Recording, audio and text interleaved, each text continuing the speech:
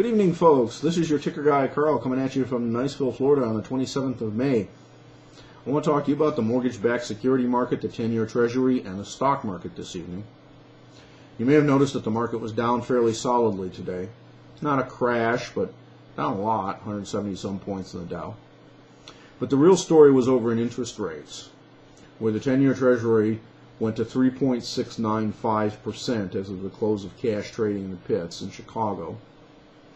At the same time, the average 30-year mortgage rate from various lenders, including Wells Fargo this afternoon, spiked up by a full 0.5%. That was from earlier this morning. There are rumors that another 0.5% hike is in the pipeline and is almost certain to be delivered tomorrow. We'll see.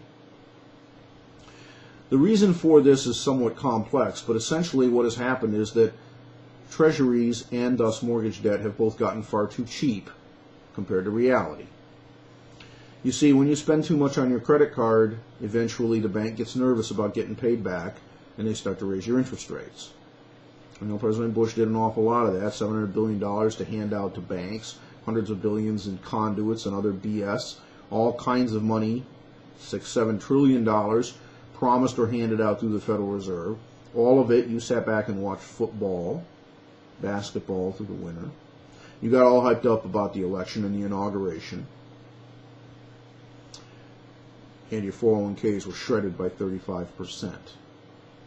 Bernanke has himself in an interesting box here. You see, he started quantitative easing back in March, and his intent was to hold mortgage rates down to approximately 4%. Well, he got a big sell-off in the 10-year Treasury on the day quantitative easing was announced. But since that day, the rates have inexorably marched higher. About a month ago, they crossed the threshold of where they were on the day he made the announcement and have never looked back. Today's spike, about a 7% change on the day, was the most severe yet. But it was the second spike of this magnitude in the last 4 trading days. And in fact, all 4 of the last trading days have been big moves in the upward direction. The market is essentially calling Ben Bernanke's bluff, believing that he has 2-7 offsuit in the hole. And the flop has just come up ace-ace-king. Bernanke has a couple of choices. He can do nothing, which, by the way, would have been the right thing to do initially, but, you know, politicians find that difficult. So do central bankers. Mortgage rates and interest rates in general would rise substantially. This would even make borrowing even more expensive than it already is. And we would have the second stage of this recession, which in fact is going to be a depression. We'd get it over with, and eventually we would come out the other side. That is possibility number 1. Possibility number 2 is for Bernanke to come out sometime in the next day or two and effectively double down. Say he's going to greatly increase the size of his quantitative easing. There are 2 problems with this. He may win. That would be good in a way, except that somehow he has to unwind this mess. But the bigger problem is that he may not win. You see, if you have 100 widgets for $10,000 a piece and I offer to buy them at 12, you're going to sell as many of them above their market value as you can get me to take. If I offer to buy 10 of your 100 widgets, you will sell those 10 to me and then immediately start to wonder about the value of the remaining widgets. You may come to the conclusion that you'll never get a better price than today's, in which case you will sell them into the open market for whatever you can obtain. And if that happens in the Treasury market, instead of rates going down as Bernanke intends, they will in fact go higher, which is exactly the opposite, and is in fact exactly what has happened since his quantitative easing announcement. If he doubles down and gets that sort of a response, it will be proof positive and visible to everyone that he has lost control of the situation. The results of that could be cataclysmic. They could in fact cause a jump to more than double the current rate in 10-year treasuries, which would essentially shut down treasury funding everywhere except in the very short end of the curve. Now remember, folks, we're going to run nearly a $2 trillion deficit this year. If we can't finance it, the consequences would be the immediate need to enact very severe austerity measures within the government, meaning Social Security and Medicare cutbacks of tremendous size, as well as huge tax increases. Again, all part and parcel of what you would expect with a severe depression. The third option is what happened on September 24th of last year. On September 24th, I detected a very large drain of system liquidity from the banks. As you can see from the document that I have up here, I sent a fax to all 535 members of Congress documenting this fact. This was available to anyone who cared to look. Funny how it didn't get any mention in the press. I wrote about it.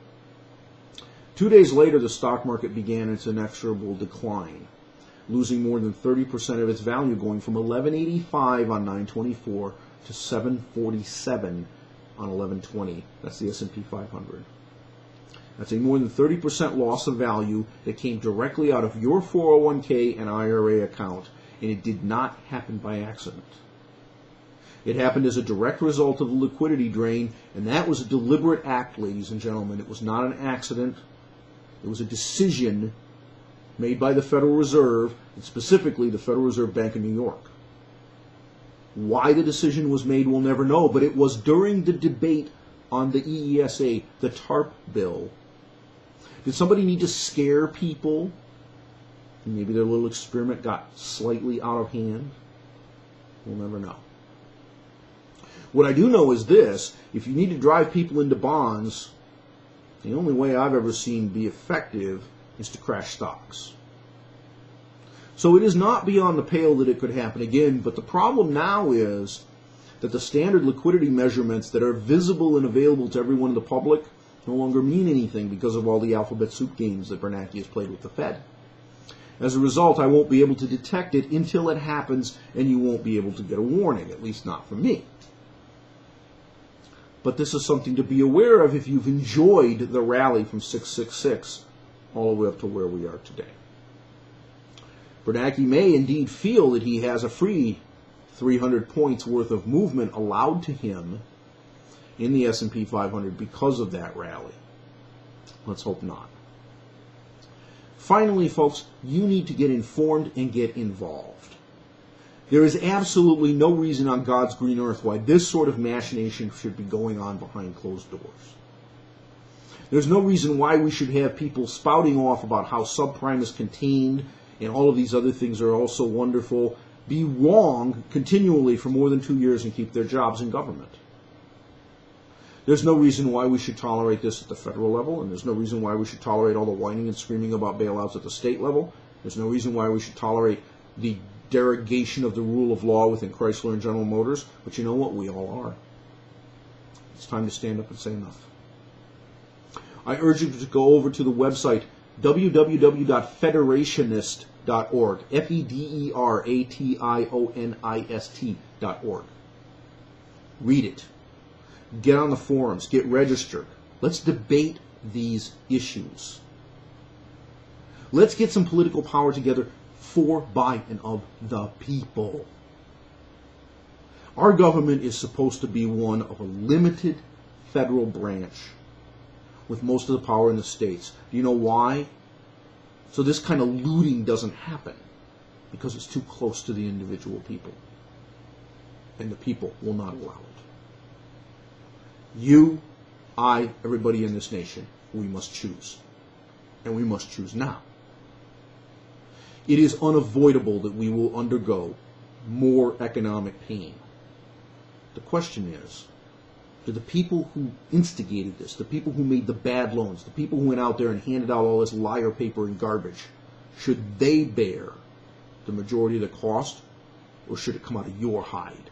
That is the choice facing you, and that is the choice facing America. Have a good evening.